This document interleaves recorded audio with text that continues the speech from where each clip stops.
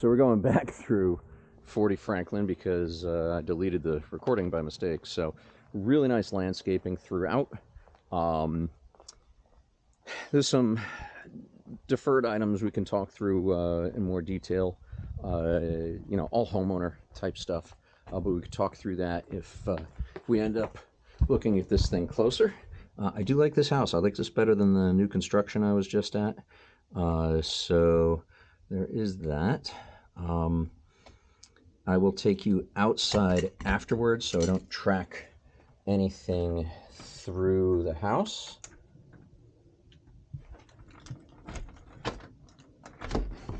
But this is a nice layout. I do like this one. So typical of the Center Hall Colonial. It's got a nice wide stairwell entry into the main living space there, but off to the left, and this differs a little bit from the new construction, is where this sitting area or living room, if you will, on the other side of it in the other house, it's a little master suite with a bathroom. There they made it into an office. Over here is your formal dining room space. Basement to the left, powder room off to the right. Now, this is pretty common in terms of layout. You're going to find this big open space, open seating plan leading out to the kitchen, which is nice. You can commiserate as a family through here. Off in this direction, I really like these tiles. Off in this direction, these cabinets are quite nice. They are real heavy duty, real wood. A lot of times in newer construction you don't find that, so I do like that.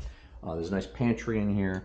The appliances in this house are pretty emblematic of high quality stuff.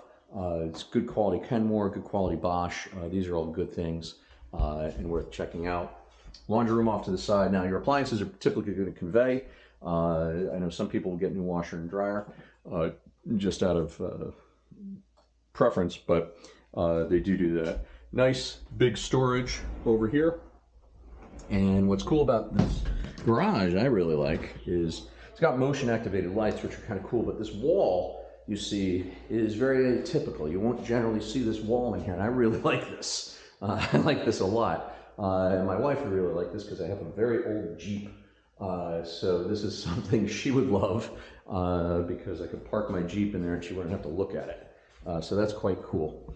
I'm going to take you upstairs and then I'll go to the basement last.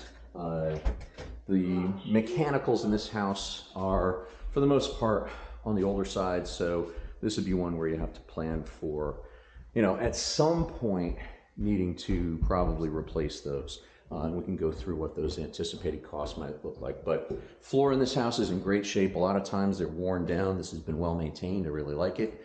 The difference with this one is where the bedroom in that position at the other house has its own bathroom. This one doesn't. With your family as you described it, I don't know that you really need it, but I do like this bedroom. Got this tray ceiling here. It has a really cool walk-in closet here, along with the folding station and built-in ironing board. I really like all this. These are nice details that will make your life a lot better. I didn't see them at the other one. The bathroom is pretty typical of a house of this age. Stylistically, it looks very similar, but it's a nice, good-sized bathroom. What my wife in particular would like is this sitting area over here. She would probably turn this into her makeup area, truthfully. The windows throughout are all Andersen. They're high quality, upgraded windows. Real good job with insulation, real good job with sound deadening. They're all in good shape. The skylights are in good shape. A lot of times those will start having leaks around the seams. Those have been well maintained. So nothing problematic there. Get a nice view out to the backyard here. This one's really nicely landscaped. I do really like it. In terms of other stuff up here, this would be the main bath for really this end of the house, right? So this would be the shared bath for the kid and anybody else that might stay. And these bedrooms are pretty typically sized. So nice view out this into the front yard. Got this nice river birch out the window. There's some really, really nice landscaping touches here. Up above my head, right here, is a pull-down attic stair. That's a real nice thing to have. You can put all your stuff up there, which means if you decide to finish the basement, you don't have to set aside much of the basement for storage, which is a good thing.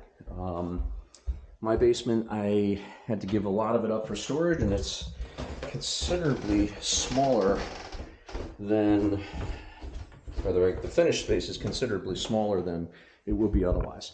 I was already in here before. I walked around the block. It's all in good shape. A lot of times you'll see cracks and stuff like that from settling. There's no cracks, which is great.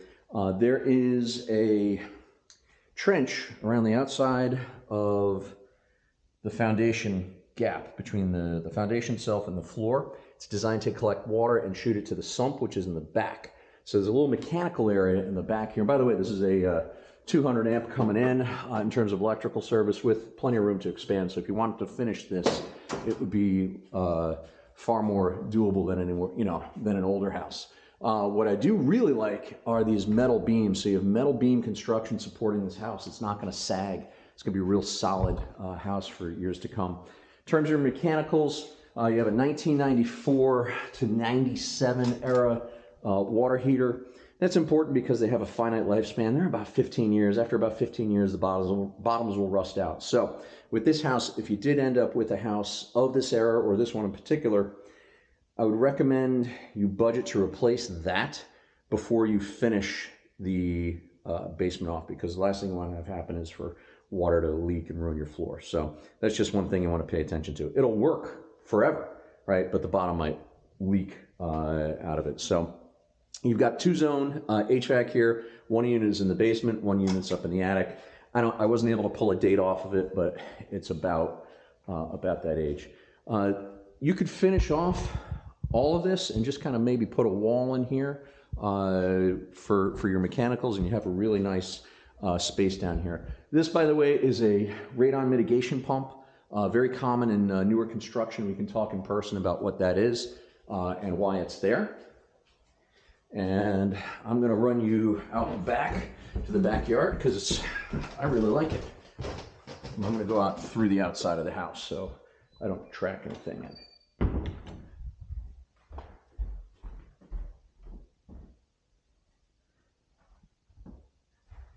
So this one's on about 2 acres.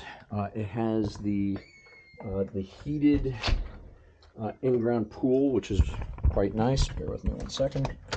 Open that up.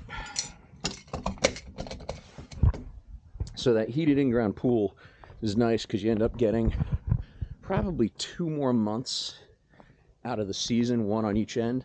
The landscaping here is fantastic. You got this beautiful magnolia that's about to bloom. You got some really nice Japanese maples in here. A bunch of specimen trees throughout. It's quite nice.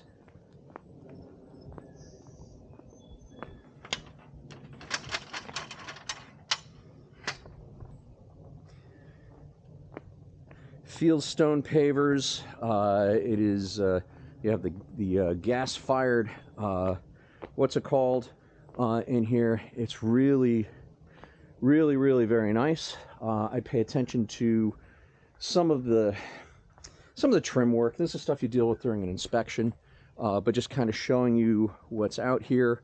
We have the in-ground pool along with there's your heating mechanism over there. The last thing I did want to show you here is, as we turn around and look at the house, roof's in great shape. The one thing I would look at is, and you do this again during inspection, there's some rust and discoloration coming around the top of where the chimney is. You'd want to pay attention to that during your inspection area. Chances are it needs a little bit of maintenance. But this is a nice place. Hope to see it on Saturday with you.